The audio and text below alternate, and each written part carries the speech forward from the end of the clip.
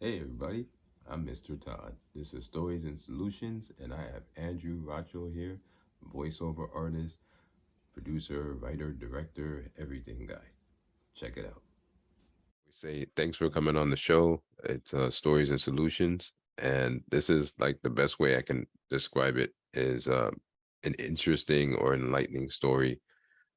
Hopefully, there's a solution to just anything type of issue that comes up, or even if it's somebody that like what you do, they want to break into something. There's a solution, something like that that can kind of change somebody's life. Yeah, So yeah. yeah, so Um, I mean, I always say, especially in entertainment, there aren't always solutions to everything that you're looking for. There's just choices you make and the ones that you have to live with. And, mm, especially in a career in life and entertainment, you just have to move forward, hopefully get a goal, have a goal, aim for it, and then just be happy with whatever happens during the timeline, because chances are, because this is such a saturated industry and world, and there's so many people doing it, wanting to do it, aiming for different things, it's you know you're only going to get someplace. It's statistically, you'll remember that's good. there's a couple thousand people you'll remember from entertainment, and if you're lucky you get to be one of them, but there are millions of people pursuing it, and a lot of people at home on Twitter who are more talented and funny and creative than I ever will be. But it's just it's such a weird democratized game of everything in entertainment is available to everybody, and it's like whatever you choose to get, however you choose to monetize it and move forward, it's just like be happy with what you get, because this is madness out here at this point. Yeah, I think you have to like, it's true, like how they say, like, because my other side is music. So I'm, Yeah, it's not work for me. It's more like getting things out or just, channeling things, something like that. So I can write poetry or I can do just music or whatever it is. But with this, I think like if you're chasing that dream, there's nothing wrong with it. But if that's all you're chasing, yeah, you got to kind of look at the odds of that and like the yeah, lottery. yeah. I mean, we joke in entertainment and in voiceover a lot that we're scratching lottery tickets all day. There's clearer paths to do things and calculated moves to take and all that, where it's not just, you know, putting yourself out there and being like, "Hey, everybody, please like me," because that's never. It might work, but it's never something that you can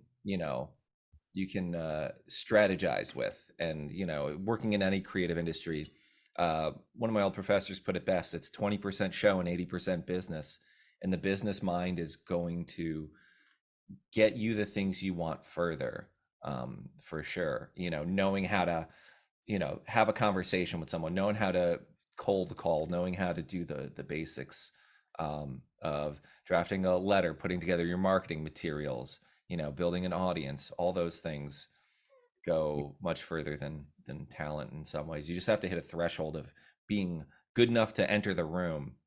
I got you. um, Talent, even if you're undeniable, you still have to be remembered by the time you walk out. Mm, yeah. So that means you either have to have that it thing or whatever you presented, it just stuck with that person, right? Yeah, I mean, talent will do that for you, but I, I always think of when I do workshops or do anything like that, and the room is filled with people who are at the top of their game, like people their Twitter followers are hundreds of thousands, and you recognize their work. And when I walk in those rooms, I'm confident enough that I can, I get like that, I get competitive in that, Okay. in a good way, where I'm just like, all right, I'm not going to be the worst one in the room. I'm going to be prepared. I know what I'm doing. I'm going in and I'm going to do my best. I'm going to win this room. And it's not like I don't do it in a way to like sort of put anyone down. It's just like my mindset of like getting in the zone, like, Yeah, like being like like a a like a track runner. basketball. Yeah, like a Yeah, basketball yeah. game, Like yeah, yeah, no, that makes sense.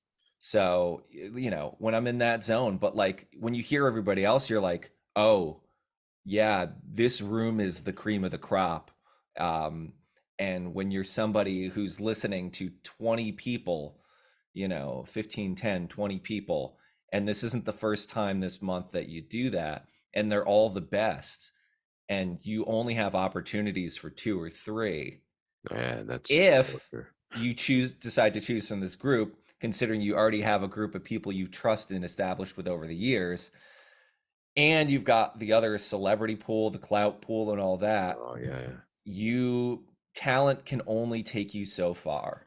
That's when you realize that, like, having a good business mindset, it's just as much business as it is talent, but your talent keeps you in the door. you know I get you.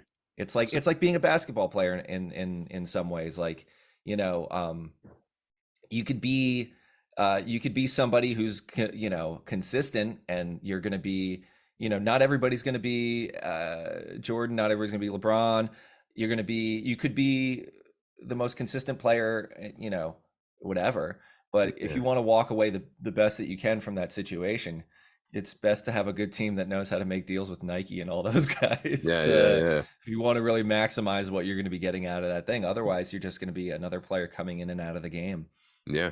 That's true. Because if you look at like the '80s, even some of the '90s Lakers, people will remember like what's his name, Rick Fox, Yeah. and then people will remember even Norm Nixon or James Worthy. But today, you can even say Rick Fox went into broadcasting. He went into acting. So he, branched his portfolio. Whereas Norm Nixon, maybe on the, underground, maybe he has restaurants or something, but you didn't know. There wasn't an endorsement thing. James Worthy, there wasn't any of that where he had that. Like if he was doing it now, he'd probably have, hundreds of millions of dollars, because based off of his NBA appearance, I guess, Yeah. like visibility. Yeah. That's true. It's a business, it's a game, and it's a passion all in one. You know, I the best thing that people can do is just, like, if this is a thing that they want to pursue, is just, you got to dive in the pool and be ready to swim. That's all I, you can do.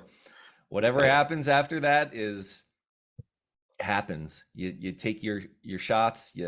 Some of them you hit, a lot of them you don't. You just keep taking them over and over and over and over and over and over and over and over and over and over and over, and yeah, it like a never boxer, stops. Yep. right? Oh So yeah. like